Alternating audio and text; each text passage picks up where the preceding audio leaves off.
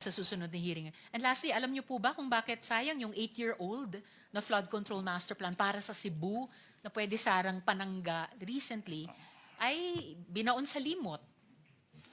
Actually, Madam Chair, I do have the 2017 part of the completed master plan that was passed through us by UPMO.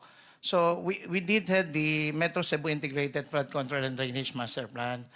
A study before have recorded that based on these reports, no, the consideration proposal for the immediate projects to be considered as the major proposal was the revetment and the drainage mains.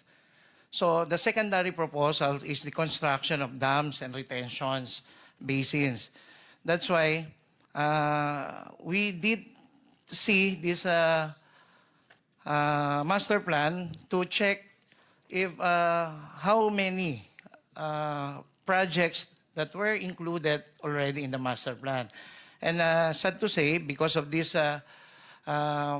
heavy downpour and unprecedented rainfall intensity, it correlates more on the upland causes of these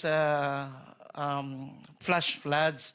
So if we tend to relate that if these projects were implemented during the time that it was completed, maybe it would resolve the issue.